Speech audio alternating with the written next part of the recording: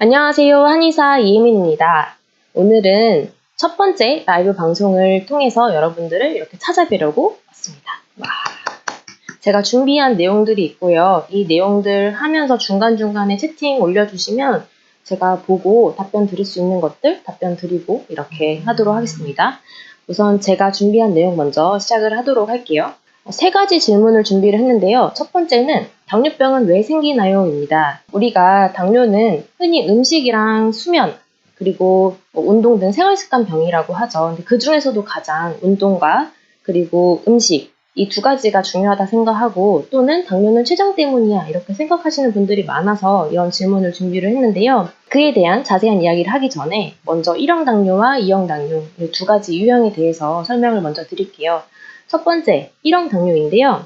1형 당뇨는 우리가 알고 있는 것처럼 자가면역 질환, 그리고 특발성 등에 의해서 발생하는 그런 당뇨를 말합니다.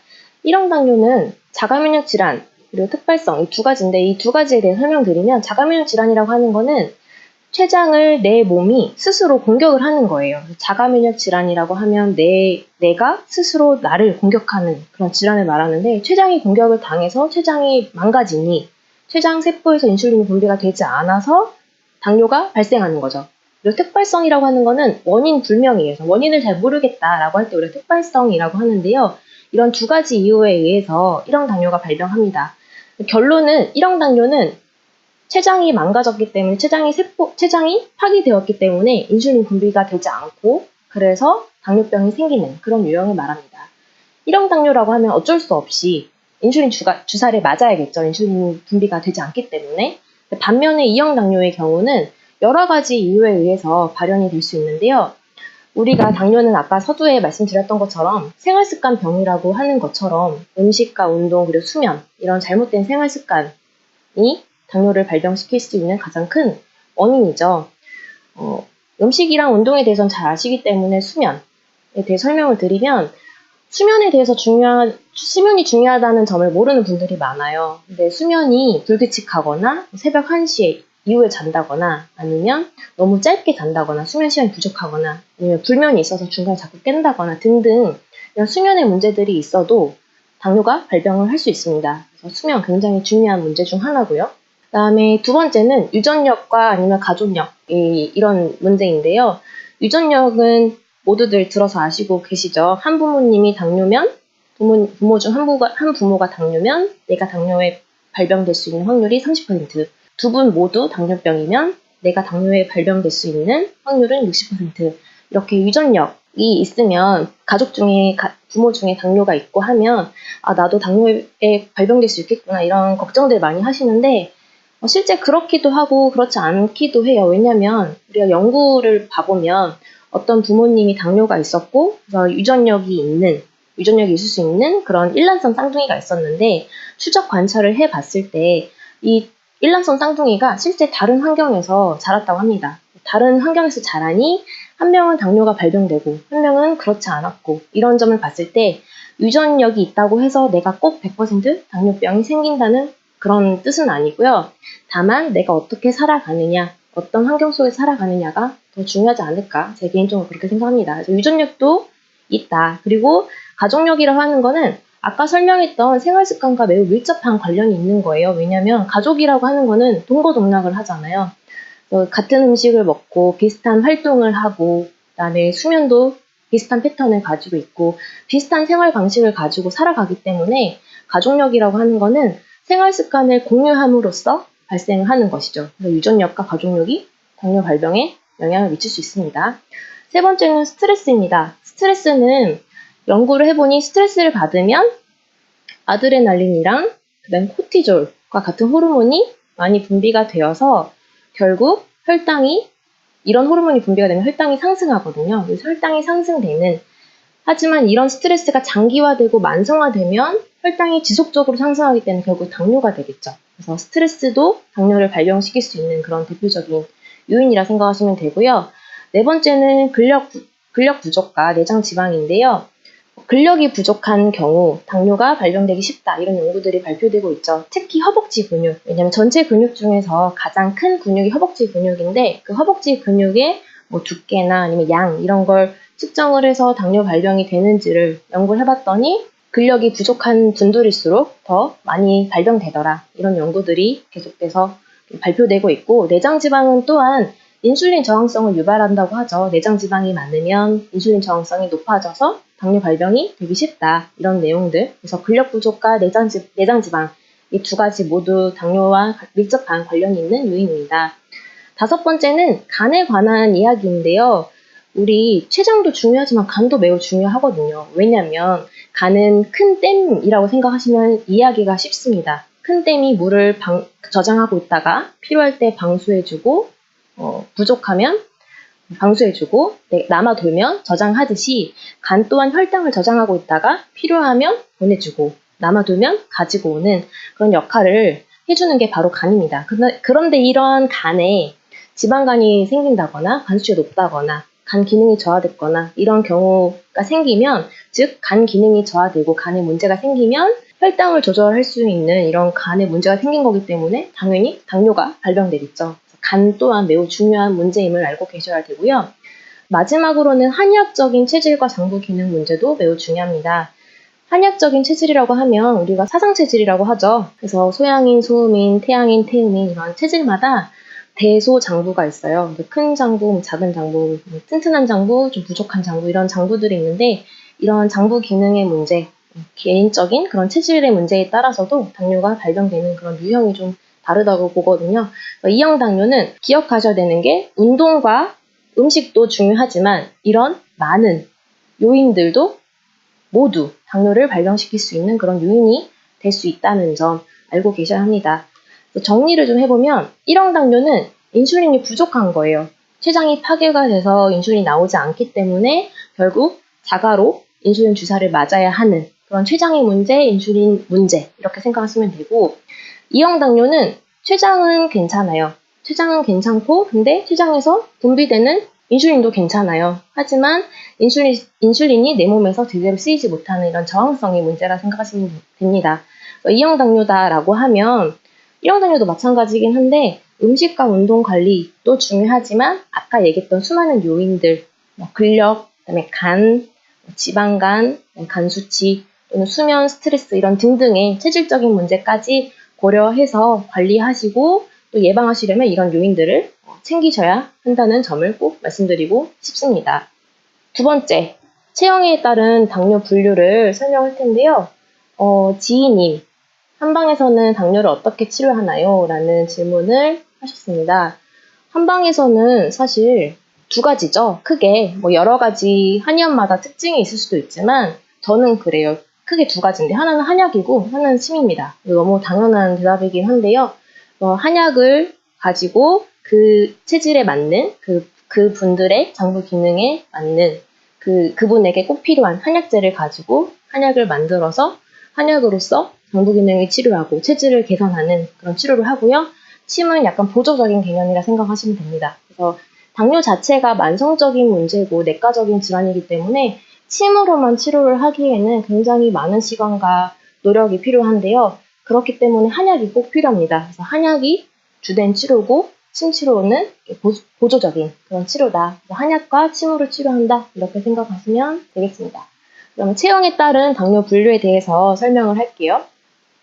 체형에 대해서 이야기를 할게요. 아까는 당뇨 유형이었죠. 그래서 1형 당뇨와 2형 당뇨에 대한 이야기에 대해서 했다면 이번에는 체형에 따른 당뇨 이야기를 할 건데, 실제 서구에서는 비만 당뇨가 많습니다. 그래서 미국 같은 경우, 유럽 같은 경우는 80~90% 이상의 비만한 환자분들, 비만인 체형의 당뇨 환자분들이 많아요. 하지만 우리나라는 아니에요. 예전에는 마른 당뇨 훨씬 많았고 지금은 서구화된 식습관이나 이런 생활 패턴의 변화 때문에 비만 당뇨가 좀 많아져서 이제는 절반인데 아직도 마른 당뇨의 비중이 그래도 높다 이렇게 생각하시면 됩니다. 그래서 비만 당뇨가 우리가 음식을 많이 먹고 아니면 잘못된 식습관 때문에 활동량이 적어서 비만 당뇨가 생겼다고 하는데, 마른 당뇨는 똑같은 관점으로 보기에는 그런 어려운 체형입니다. 이에 대해 설명을 할게요.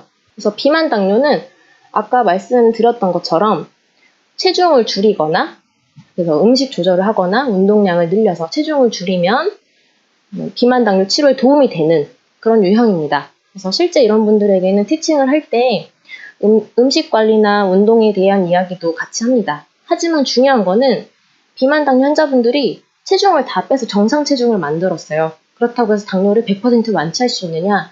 꼭 그렇진 않은데요. 그 이유는 아까 열심히 설명드렸던 그런 요인들이 많기 때문이에요. 당뇨는 음식과 운동도 중요하지만 수많은 요인들을 같이 봐야 한다고 했죠. 간 수치, 지방간, 스트레스, 수면 등등 이런 수많은 요인들도 같이 복합적으로 작용하고 있는 복합적인 문제가 당뇨이기 때문에 비만 당뇨 환자분들은 음식과 운동 관리를 하셔서 체중을 빼면 도움은 되지만 이게 100% 완치를 보장하는 것은 아닙니다. 따라서 비만 당뇨이시라면 반드시 음식과 운동 관리도 하셔야 되고 이게 도움은 되지만 다른 것들도 같이 하셔야겠죠.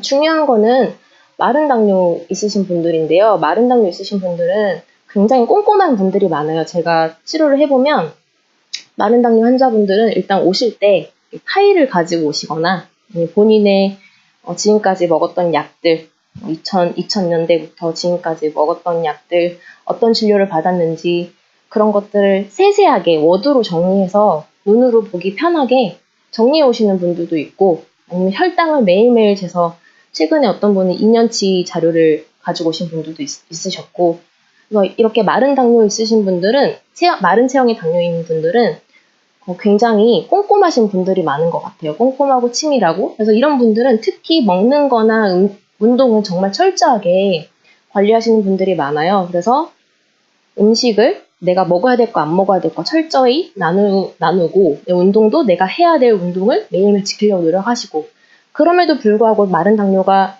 체형이 환자분들이 그럼에도 불구하고 당뇨가 발병했고 그럼에도 불구하고 열심히 함에도 불구하고 당뇨를 벗어나지 못하는 이유는 다른 중요한 문제가 있기 때문이라고 봅니다. 저는 그 두 가지가 하나는 수면이고 하나는 스트레스라고 보는데요.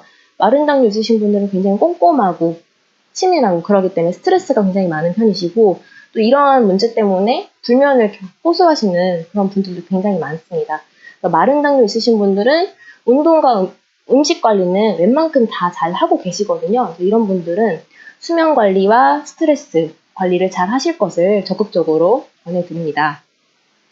실제 어떤 환자분이 계셨는데 비만 당뇨 환자분 케이스 먼저 설명드리면 그분 같은 경우는 당뇨 전 단계쯤 오셨고 치료를 하는데 제 생각보다 치료 기간이 굉장히 단축이 됐었어요. 그 이유는 아까 설명드렸던 운동을 열심히 하고 음식 관리를 열심히 하셔서 체중 관리를 정말 빠르게 해내셨던 분이거든요.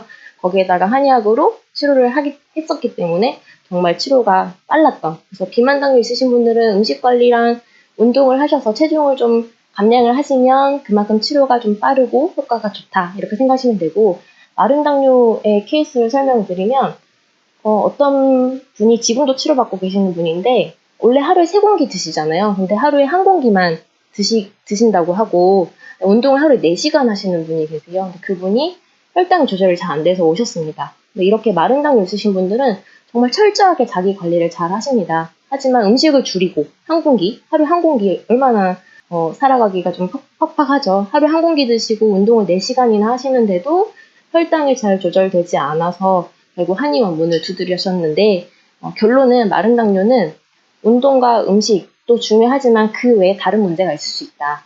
그 문제가 수면과 스트레스인 경우가 많더라. 이렇게 이해하시면 될 것 같습니다. 질문을 좀 먼저 보고 그러면 갈게요. 3달 전에 당화혈소가 5.5 나왔는데 공복 혈당은 110, 식후 도시락 혈당은 200. 당화혈소 5.5면 괜찮죠. 5.5면 괜찮은데 공복 혈당이랑 식후 도시락 혈당이 2개 다 높네요.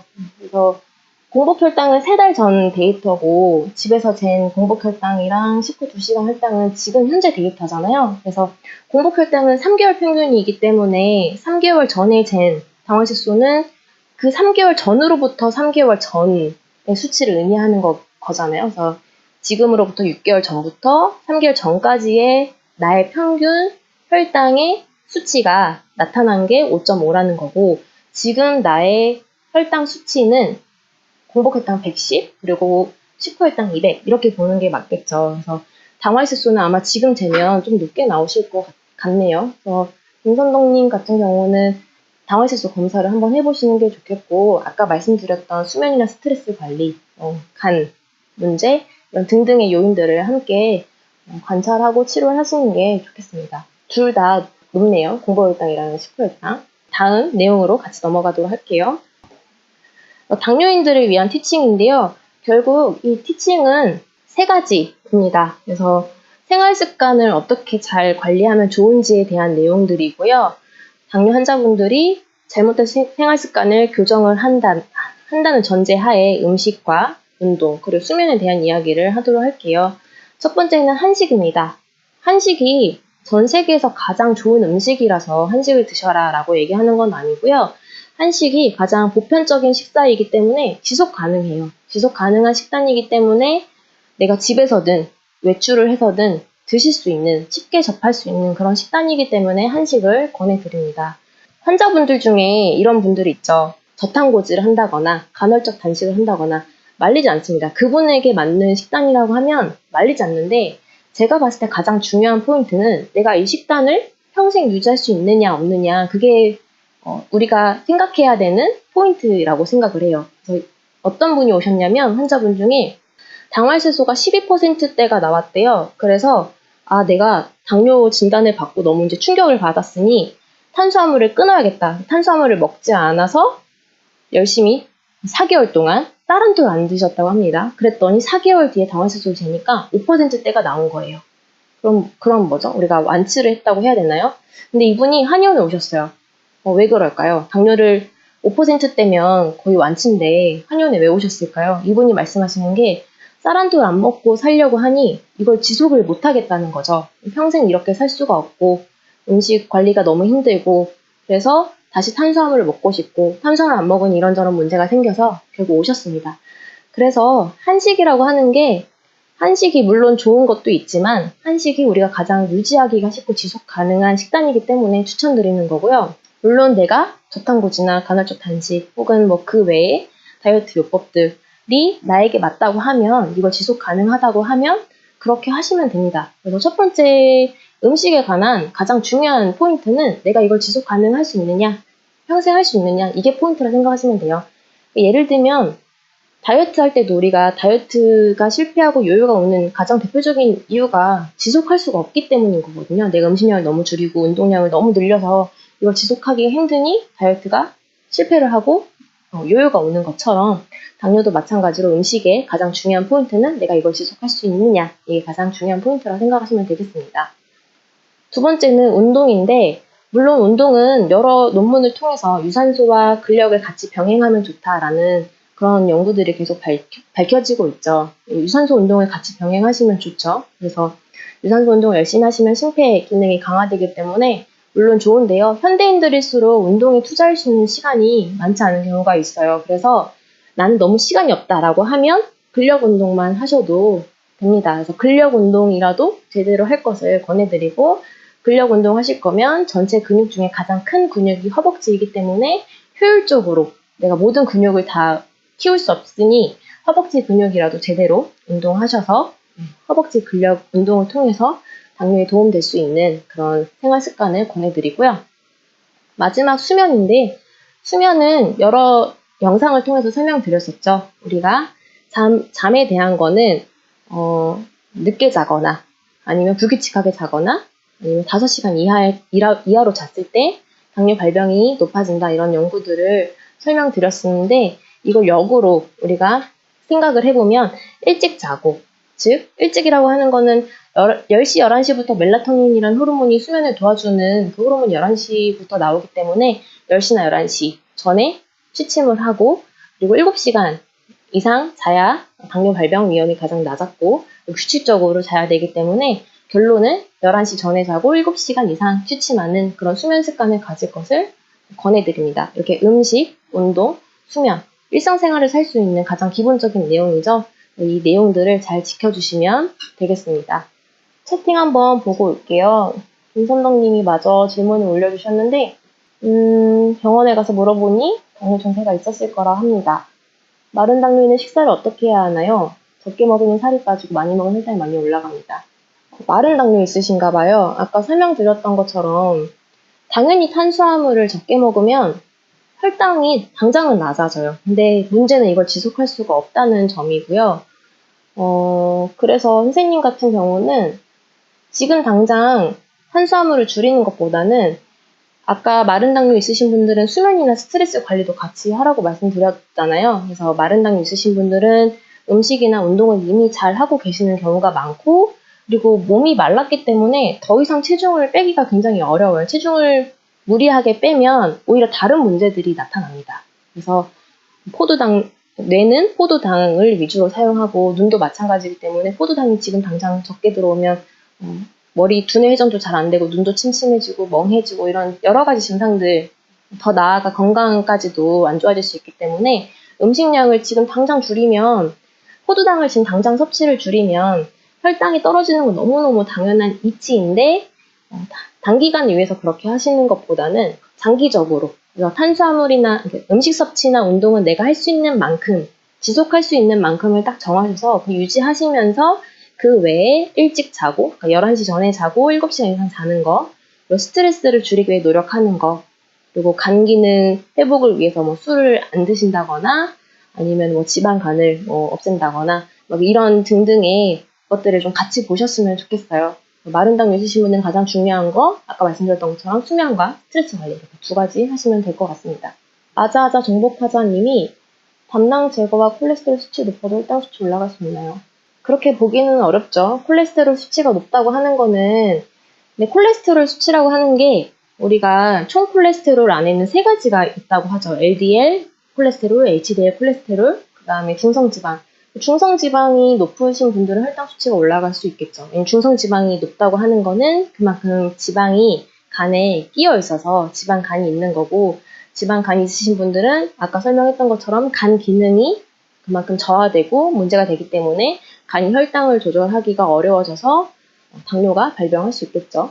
그렇게 생각하시면 됩니다. 채팅 다른 거 없으시면 제가 준비한, 그동안 유튜브 저희가 올릴 때마다 댓글을 막 달아주시는데 그 댓글 중에 함께 공유했으면 좋겠는 내용들을 준비를 해봤습니다. 그래서 이 내용 댓글들을 함께 보도록 하겠습니다.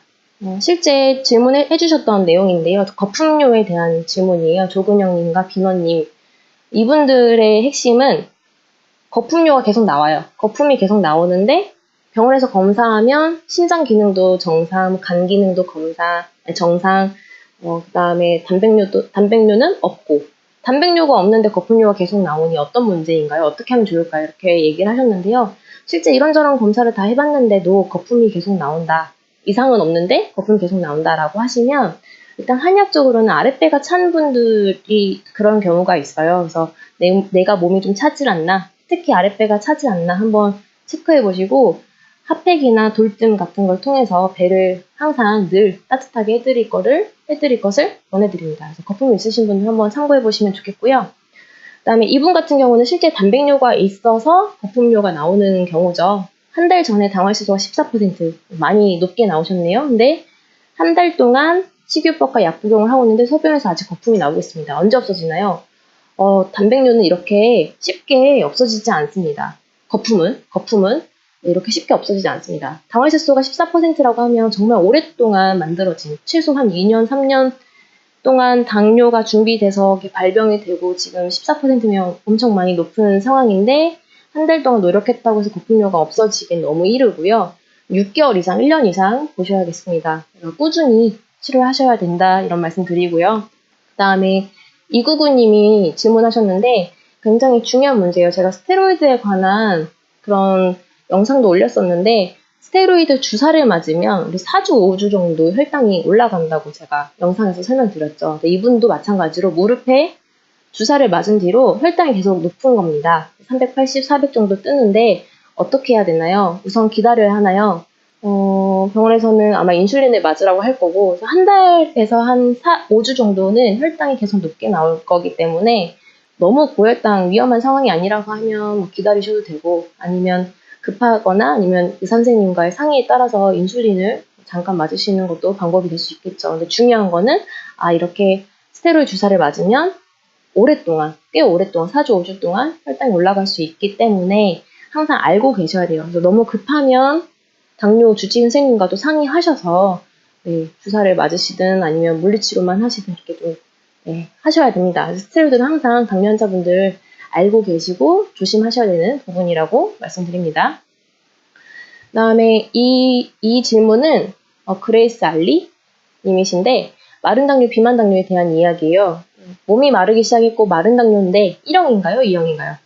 아까 얘기했죠. 1형 당뇨와 2형 당뇨는 이런 식으로 구별하지는 않죠. 췌장이 인슐린을 잘 분비하고 있느냐, 아니면 분비는 하는데 저항성 문제냐, 이런 걸 가지고 1형과 2형을 유형을 분류하기 때문에 체형에 대한 분류는 아닙니다. 마른 당뇨라고 해서 1형 당뇨? 그건 아니죠. 그리고 성인이 돼서 52세 때부터 발병이 된 거면 거진 2형 당뇨라 생각하시면 됩니다. 우리나라 당뇨 환자의 90% 이상, 95% 이상은 2형 당뇨예요. 그래서 2형 당뇨라고 생각하시면 되겠죠. 당뇨약을 먹기 시작했대요. 특히 이 부분도 중요하죠. 1형 당뇨면은 인슐린이 분비되지 않기 때문에 병원에서 주사 처방을 해주죠. 그래서 약을 먹기 시작했다라고 하면 1형 당뇨가 아닌 거죠. 2형이라고 생각하시면 됩니다. 혈당 검사에 대한 그런 질문들인데 정지훈 님이 이런저런 노력을 해서 혈당이 높고 비만이어서 이런저런 음식과 운동을 통해서 5, 6kg 감량을 했고 정말 열심히 노력을 했는데 그렇게 한 후에 피 검사를 했는데 혈당이 오히려 올랐다. 너무 실망스럽다 이런 얘기를 했습니다. 근데 마지막에 중요한 얘기가 간 수치가 기준 정상보다 좀 높습니다. 이분에게 드리고 싶은 말씀은 첫 번째는 하나는 운동과 아까 설명했죠. 엄청 열심히 설명했는데 운동과 음식이 다가 아니다. 이게 전부가 아니고 스트레스와 수면, 아니면 한의학적인 체질 문제, 근력, 내장 지방 이런 것들 다 아우러서 봐야 되기 때문에 운동 열심히 하고 음식 조절해서 체중 감량한 거는 열심히 하신 문제지만 그렇다고 해서 당뇨가 다 치료되는 거 아니라고 설명드렸죠. 그리고 더 중요한 거는 간 수치가 높아요.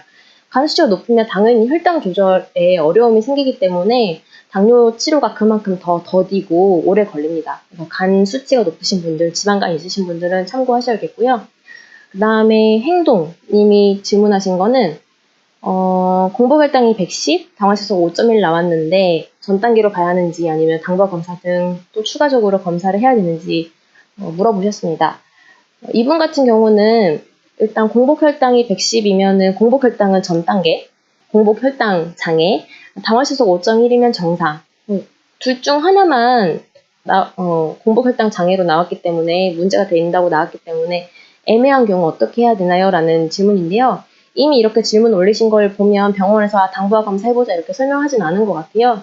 그래서 당부화 검사는 이미 안 하고 오셨기 때문에 이분 같은 경우는 한 2개월이나 3개월 뒤에 한 번 더 검사를 하셔서 공복혈당이 또 높으면 그때 이제 당뇨라고 확진이 될 수 있겠죠. 그래서 2개월이나 3개월 뒤에 검사를 해보시면 되겠습니다. 아이디가 좀 기네요. 슈퍼 울트라 갓킹 제네럴 엠퍼러 님께서 음식에 관한 이야기를 하셨는데 이분은 탄수화물을 줄였대요. 그래서 저탄고지까지는 아닌데 곡식류를 모두 끊고 이런 걸 드셔서 혈당, 혈압, 콜레스테롤, 중성지방 다 좋아지고 했는데 2달쯤 되니 신경계에 문제가 생겨서 지금은 다 먹습니다. 라는 얘기를 하셨습니다. 당연히 아까 설명했던 것처럼 탄수화물을 덜 먹으면 당연히 탄수화물 섭취가 줄어드니 혈당이 그만큼 낮아지겠죠. 하지만 이거를 지속할 수 있느냐 없느냐 이게 문제라고 말씀드렸습니다. 따라서 이분은 탄수화물을 줄여서 곡식류를 다 끊어서 다 정상으로 돌아왔으나 지속할 수가 없어서 다시 드시기 시작했다는 거죠. 신경계에 문제가 생겼다고도 하네요. 그래서 아까 설명드렸던 것처럼 저탄고지, 간헐적 단식 정답은 없는데 선택을 하실 때, 판단하실 때 내가 이걸 지속할 수 있느냐 이런 걸 항상 염두에 두시고 하시면 좋겠습니다. 네, 제가 준비한 건 여기까지고요. 선생님들이 지금 채팅방에 있으신 분들이 올려주신 댓글을 한번 채팅을 한번 볼게요. 영어 CCSISIMNA 815님이 당뇨 진단받은 지 5년이 넘었고 고지혈증 약을 드신대요. 근데 손발이 24시간 동안 저려서 힘드네요. 당화식소는 8.7%까지 나왔어요. 당뇨병성 신경병증이 있으신가요? 당뇨병성 신경병증이 있으시면 혈당 관리뿐만 아니라 다른 문제들도 같이 봐야 되거든요. 그래서 병원에서는 물론 혈당이 높으면 당화식소가 잘 조절이 되지 않으면 당뇨 합병증 위험이 높다 이렇게 얘기하지만 잘 조절되고 있는 분들도 발저림, 손저림 이렇게 많이 오십니다. 한의원에. 8.7까지 나왔으면 합병증 위험이 있었겠네요. 그래서 이분 같은 경우는 손발 저림 치료하셔야 되는데 계속해서 아까 설명드렸던 음식이나 운동뿐만 아니라 스트레스, 수면 관리 등등 같이 하시고 정 안 되면 한번 오십시오. 제가 상담해드리겠습니다. 그리고 도전하는 괴물, 식후혈당 체크할 때 언제 체크해야 되나요? 숟가락 들고 나서 2시간 뒤에 혈당을 재하나요?